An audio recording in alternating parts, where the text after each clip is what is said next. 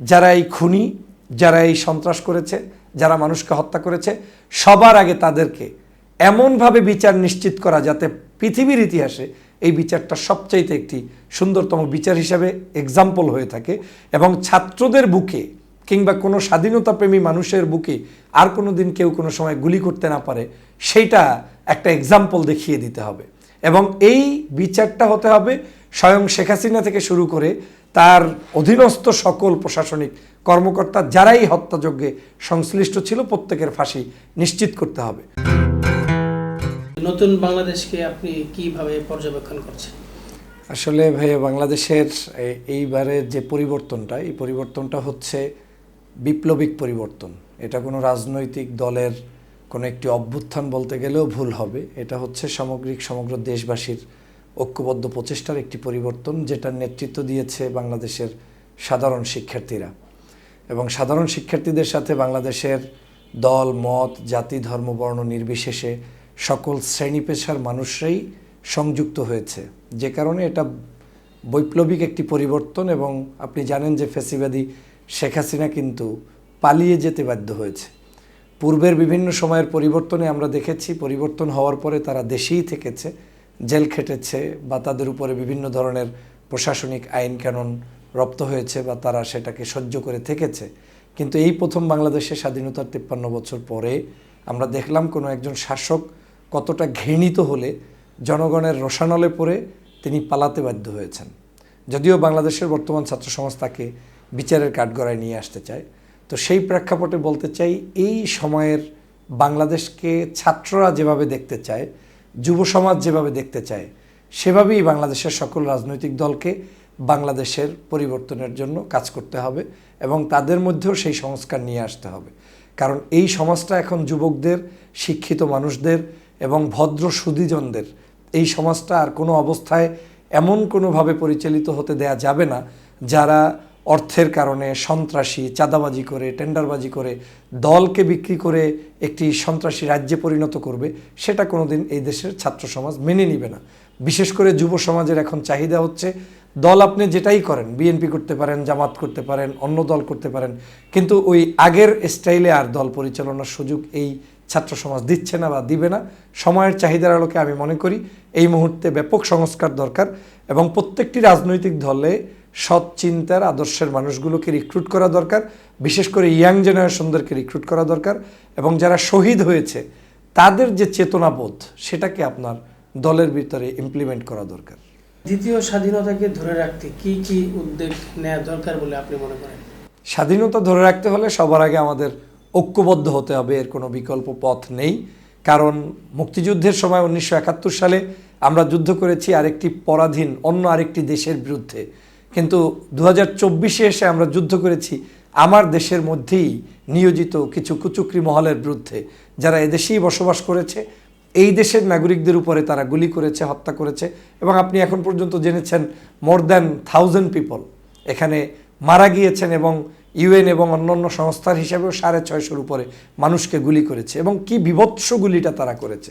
তো সেই বিভৎস জায়গা থেকে যে এই দেশকে যদি রক্ষা করতে হয়, বর্তমানে এই স্বাধীনতাকে যদি আপনি অর্জনটাকে রক্ষা করতে হয়, আমি মনে করি বর্তমান এই মুহূর্তেই দরকার যারা এই খুনি, যারা এই সন্ত্রাস করেছে, যারা মানুষকে হত্যা করেছে, সবার আগে তাদেরকে এমনভাবে বিচার নিশ্চিত করা যাতে পৃথিবীর ইতিহাসে এই বিচারটা সবচাইতে একটি সুন্দরতম বিচার হিসাবে এক্সাম্পল হয়ে থাকে এবং ছাত্রদের বুকে কিংবা কোনো স্বাধীনতাপ্রেমী মানুষের বুকে আর কোনো দিন কেউ কোনো সময় গুলি করতে না পারে, সেইটা একটা এক্সাম্পল দেখিয়ে দিতে হবে।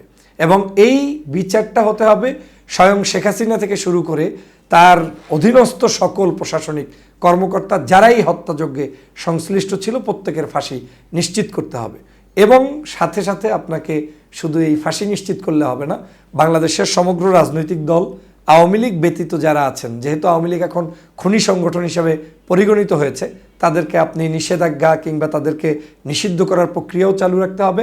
পাশাপাশি অন্য সকল দলের মধ্যে ঐক্যবদ্ধ একটি আপনার কি বলে এটাকে প্রক্রিয়া অব্যাহত রাখতে হবে। যদিও ভিন্ন মতের, ভিন্ন আদর্শের, কিন্তু আমাদের উচিত হবে সবাই মিলে দেশকে এগিয়ে নেওয়া যায় কিভাবে, এবং সেক্ষেত্রেও তারুণ্যকে এবং ছাত্র সমাজকে প্রাধান্য দিতে হবে। তারেক রহমানকে দেশে ফিরিয়ে আনতে কি কি প্রতিবন্ধকতা আছে এবং তিনি এখনো কেন ফিরছেন না? না, তারেক রহমান সাহেব, আপনি জানেন যে বাংলাদেশের বর্তমান সময়ের বাংলাদেশের যতগুলো রাজনৈতিক দল আছেন, বিশেষ করে বাংলাদেশ জাতীয়তাবাদী দল, এটা মানে জনপ্রিয় এবং সর্ববৃহৎ একটি দল যদি আপনি ওই হিসাব করেন। এবং বাংলাদেশের আরও অন্যতম দল, সিনিয়র দল রয়েছেন জামাতে ইসলামী বাংলাদেশ, এরপর ইসলামী আন্দোলন বাংলাদেশ, কিংবা আরও অনেক বড় বড় দল রয়েছেন। তার সবচেয়ে জনপ্রিয় একটি দল হচ্ছে উদারতান্ত্রিক বাংলাদেশ জাতীয়তাবাদী দল। এই দলের এই মুহূর্তে নেতৃত্ব তারেক রহমান সাহেবই দিচ্ছেন। উনি দীর্ঘদিন পর্যন্ত আসতে পারেন নাই, কী কারণে সেটা নিশ্চয়ই আপনারা সবাই জানেন, যে এই খোঁজনি হাসিনা ফেসিবাদ তাকে দেশে ঢুকতে দেয়নি, আসতে দেয়নি। এবং তাকে শুধু দেয়নি না, তাকে বিভিন্ন মামলায় বিভিন্ন রায় প্রদান করে তার উপরে অন্যায় অযাচিতভাবে তাকে এইগুলো করা হয়েছে। তো এখন একটা প্রক্রিয়া চলছে, যেহেতু বাংলাদেশের সরকার পরিবর্তন হয়েছে এবং একটি বিপ্লব সাধিত হয়েছে। আমি মনে করি এই বিপ্লবটা তো কোনো একটি দল বা গোষ্ঠী ব্যক্তির জন্য না, সকলের জন্য। তারেক রহমানও যথাযথ সিদ্ধান্ত নিয়ে যথাসময়ে, দ্রুততম সময়ের মধ্যে তিনি বাংলাদেশে ফিরবেন। এবং তার ফেরার জন্য যে প্রক্রিয়াগুলো রয়েছে, পাসপোর্ট অ্যারেঞ্জমেন্ট যেমন পূর্বের সময়ে তারা দেয়নি, এখন দিবে। মামলার কিছু ইস্যু আছে, যে ইস্যুগুলো হয়তো আগে সমাধান হয়নি, এখন হবে। তো এই সবগুলো বিষয় যখন যত দ্রুত সম্ভব সমাধান হবে, তত দ্রুতই তিনি আসবেন। তবে তারেক রহমানের একটি দিক হচ্ছে, তারেক রহমান দেশে থাকুক কিংবা বিদেশে থাকুক, যেখানেই থাকুক, তার কমান্ডে কিন্তু এখন পর্যন্ত তার অনুসারীরা চলছে। এবং এই দলকে গত প্রায় 16 বছর পর্যন্ত বহু ভাঙতে চেয়েছে, কিন্তু ভাঙতে পারে নাই। অতএব তারেক রহমানের প্রেজেন্স থাকাটা আমি মনে করি আরও বেশি শক্তিশালী ভূমিকা পালন করবে। তবে তিনি অ্যাবসেন্স থেকেও বাংলাদেশের এই যাবতীয় নেতৃত্বে তিনিও ভূমিকা পালন করেছেন। এবং আমাদের এই মুক্তির মিছিলে তিনিও একজন আমাদের সকলের সাথে সহযোদ্ধা হিসেবে কাজ করেছেন। সেজন্য আমরা তাকে ধন্যবাদ জানাতে পারি। সাবেক প্রধানমন্ত্রী শেখ হাসিনা সহ আওয়ামী লীগের শীর্ষ দুর্নীতিবাজ যারা এখনো ধরাছোঁয়ার বাইরে আছে, তাদেরকে ফেরত আনার উপায় কি বলে আপনি মনে করেন? আমি প্রথমেই মনে করি যে বাংলাদেশের ডক্টর মোহাম্মদ ইউনূস সাহেবের নেতৃত্বে এবং বর্তমান সেনাপ্রধানের নেতৃত্বে যে সরকার পরিচালিত হচ্ছে, বিশেষ করে সেনাবাহিনীকে আমি ধন্যবাদ জানাবো, কারণ তারা বাংলাদেশের জনগণের উপলব্ধিটা বুঝতে পেরেছেন। তো তাদের হাতে অনেকগুলো চ্যালেঞ্জ এই মুহূর্তে রয়েছে। যেমন তারা বাংলাদেশের ফেসিবাদ শেখ হাসিনা এই দেশটাকে এমনভাবে একমুখী গঠন করেছে যে পুলিশ প্রশাসনটা সম্পূর্ণ ভেঙে গিয়েছে। যারা রাষ্ট্রের একটা সন্ত্রাসী ভূমিকায় পালন করেছিল, গুলি করেছে, হত্যা করেছে। তো এই জিনিসগুলো তারা কিন্তু রিফর্ম করছে, নতুন করে অ্যাডজাস্টমেন্ট করছে এবং যারা দেশপ্রেমিক তাদেরকে নিয়ে কাজ করছে। তো এখন এই মুহূর্তে বড় চ্যালেঞ্জ হবে যারা এই শেখ হাসিনা সহ যারা পলাতক, দেশে কিংবা বিদেশে, বিশেষ করে বিদেশে তো কিছু মানুষ চলে গিয়েছে, তাদেরকে যে কোনো মূল্যে বাংলাদেশে আনার ব্যবস্থা করতে হবে, বিচারের কাঠগড়ায় দাঁড়া করাতে হবে। এবং আমি যেটা দেখছি, ইউনূস সাহেবের গভর্নমেন্ট সেই কাজে হাত দিচ্ছে এবং ছাত্র জনতার দাবি কিন্তু সেটাই। গতকালকের যদি আপনি দেখেন যে আমাদের ছাত্র জনতার যারা নেতৃত্ববৃন্দ রয়েছেন, তারা কিন্তু বলে দিয়েছেন যে আমাদের প্রথম কাজ হচ্ছে এমনভাবে বিচার করব যেই বিচারটা এক্সাম্পল হয়ে থাকে। তা আমি অনুরোধ করব যে বাংলাদেশের মধ্যে, আমি তো মনে করি শুধুমাত্র লিস্টেড কিছু ব্যক্তি নয়, গত সেশনে সংসদে যারাই অবৈধ এমপি ছিল, যে দলের হোক, প্রত্যেককে বিচারের আওতায় আনতে হবে। এবং গত সেশনের যারা মন্ত্রিপরিষদের সদস্য ছিল তাদেরকে আনতে হবে। এবং যারা এই কিলিংয়ের সাথে সম্পৃক্ত ছিল সবার বিচার করতে হবে। হতে পারে সেটা লম্বা হয়ে 1000 মানুষ, হতে পারে সেটা 1500 মানুষ, কিন্তু এই 1-1500 মানুষকে যতক্ষণ পর্যন্ত আপনি বিচারের কাঠগড়ায় না আনবেন, ততক্ষণ পর্যন্ত এই পুনি পোষা কিন্তু থেকে যাবে। এবং তারাই আবার একটা সময় আমাদের এই দেশের মানুষের বিরুদ্ধে কলম ধরবে কিংবা কথা বলবে। এবং বিশেষ করে কিছু অ্যাক্টিভিস্ট আছে, আপনাদেরকে একটু উল্লেখ করেই বলতে চাই, এই সুমন টাইপের অ্যাক্টিভিস্ট যারা দেশের মানুষের ভাবমূর্তি নিয়ে বিকৃতভাবে মানে জনপ্রিয়তা অর্জন করে, কিন্তু সময়ের প্রয়োজনে তারা কথা বলে না। এই মানুষদেরকেও বিচারের কাঠগড়ায় নিয়ে আসতে হবে এবং তাদের এই ধান্দাবাজি জাতির কাছে স্পষ্ট করে দিতে হবে। সে কারণেই বলেছি, ওই এমপি যারা আছে এদেরকে টেনে ধরলেই দেখবেন যে এই দেশে অটোমেটিক যে দল থেকেই আগামীতে নির্বাচন করুক, ভালো মানুষরা সংসদে যাবে, আর এই চোর, গুন্ডা, ডাকাতরা আস্তে আস্তে ঝরে পড়বে। যারা প্রবাসী অনলাইন অ্যাক্টিভিস্ট আছেন, যেমন আপনি আছেন, পিনাকি ভট্টাচার্য, সাংবাদিক ইলিয়াস সহ অন্যান্যরা কবে নাগাদ দেশে আসতে পারেন? যেমন আপনি তো অলরেডি চলে এসেছেন, এবং ওনারা বাকি যারা আছেন তারা কবে আসবেন বলে আপনি মনে করছেন, বা আপনার কাছে কি তথ্য আছে? আমি মনে করি বাংলাদেশ স্বাধীন হয়েছে, সবারই এখন আসা উচিত। এবং স্বাধীনতার স্বপ্ন বাস্তবায়নের জন্য একটু হলেও অংশগ্রহণ করা উচিত ফিজিক্যালি। যেমনটা আমি জানার সাথে সাথে হয়তো 5 তারিখে স্বাধীন হয়েছে, 7 তারিখে সম্ভবত আমি বাংলাদেশে এসেছি আলহামদুলিল্লাহ। তো আমি এসেছি এজন্যই যে আমি মনে করি যে আমি অনলাইনে অ্যাক্টিভিস্ট হিসাবে কাজ করেছি, অনলাইনে আমি প্রতিবাদ করেছি, কিন্তু আমার এই সহযোদ্ধা ভাইদের বুকের সাথে বুক মিলালে যে শান্তিটা পাবো সেটা তো বিদেশ বসে পাবো না। যে কারণে খুব দ্রুত আমি চলে এসেছি। হয়তো আমাদের যে ভাইদের প্রশ্ন আপনি করলেন, এদের বিভিন্ন দেশে বিভিন্ন ভাইয়েরা আছেন, হয়তো তাদের কোনো ভিসা, পাসপোর্ট, চাকরি, ফ্যামিলি, বিভিন্ন জটিলতা থাকতে পারে। এগুলো যখন তারা সমাধান করবেন দ্রুততম সময়ের মধ্যে তারাও চলে আসবেন বলে মনে করি। তবে আমি দেশবাসীর পক্ষ থেকে সকল অ্যাক্টিভিস্টদেরকে ধন্যবাদ জানাই। স্বাধীনতার যুদ্ধে এই বর্তমান প্রজন্মের এই যুদ্ধটা কিন্তু শুধু একদিনে আপনার কাছে বাস্তবায়ন হয়েছে বলে মনে হচ্ছে, কিন্তু গত 16 বছর পর্যন্তই কিন্তু এটার পিছনে বহু মানুষ অবদান রেখেছে, রাজনৈতিক দলগুলো রেখেছে, সেভাবে অনলাইনেও যারা কাজ করেছেন, টকশো করেছেন, বক্তব্য দিয়েছেন, লাইভ করেছেন, প্রতিবাদ করেছেন, তারা সবাই কিন্তু অবদান রেখেছেন। আবার কিছু কিছু বিষয়ে কিছু কিছু অ্যাক্টিভিস্ট আপনার কাছে অপছন্দনীয় থাকতে পারে বিশেষ ইস্যুতে, কিন্তু কিছু ইস্যুতে কিন্তু তারা জাতির জন্য কাজ করেছেন।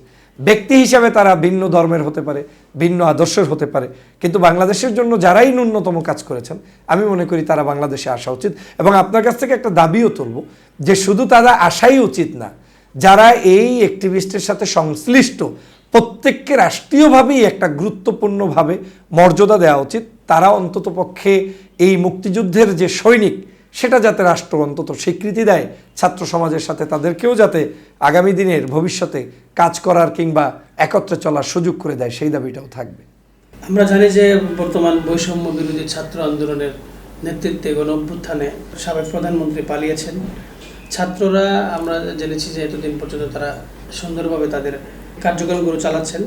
বর্তমানে আমরা জানতে পারছি বা বিভিন্ন জায়গায় শুনতে পাচ্ছি যে ছাত্ররা রাজনৈতিক দল গঠন করবে। সেটা কেমন হওয়া উচিত যদি ওনারা রাজনৈতিক দল গঠন করে? না, প্রত্যেকটা মুভমেন্টের পরেই নতুন নতুন কিছু সৃষ্টি হবে, এটা আপনাকে ভাবতেই হবে। 1971-এ বাংলাদেশ স্বাধীন হয়েছে। বাংলাদেশের স্বাধীনতার পরবর্তী সময় কিন্তু নেতৃত্ব দিয়েছে, সেই সময়ের বিতর্ক থাকলেও কিন্তু বঙ্গবন্ধু শেখ মুজিবুর রহমান সাহেবকে নেতৃত্ব দিয়েছে বা এসেছে, এরপরে তারা রাষ্ট্র ক্ষমতায় ছিলেন। আবার দেখেন 75-এর পট পরিবর্তনের পরে শহীদ রাষ্ট্রপতি জিয়াউর রহমান বাংলাদেশের নেতৃত্ব দিয়েছেন, করেছেন। এভাবে করে প্রত্যেকটা মুভমেন্টে যারা অ্যাক্টিভিস্ট থাকে, যারা অ্যাক্টিভলি কাজ করে, তাদের ভূমিকা থাকে দেশ গঠনের জন্য।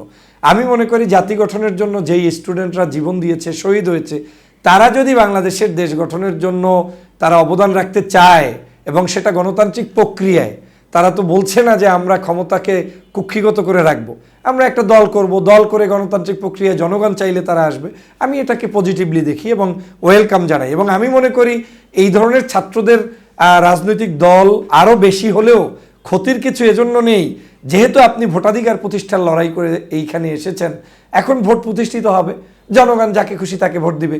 বাংলাদেশের সর্ববৃহৎ দল বিএনপিকে দিবে, না হয় জামাতকে দিবে, না হয় অন্য রাজনৈতিক দল ইসলামী আন্দোলনকে দিবে, কিংবা গণ অধিকার অথবা অনেক ছোট বড় দল আছে তাদেরকে দিবে।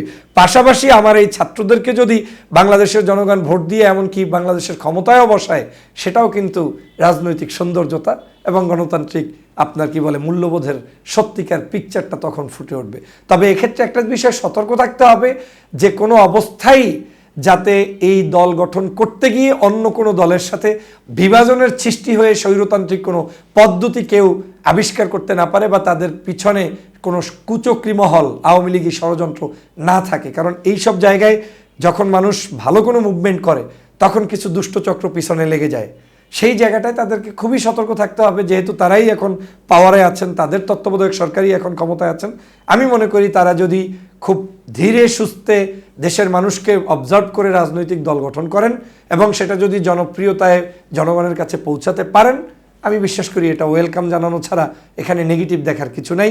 বরঞ্চ তাদেরকে অন্য রাজনৈতিক দলের পক্ষ থেকেও অ্যাপ্রিসিয়েট করা উচিত এবং তাদেরকে প্যাট্রোনাইজও করা উচিত।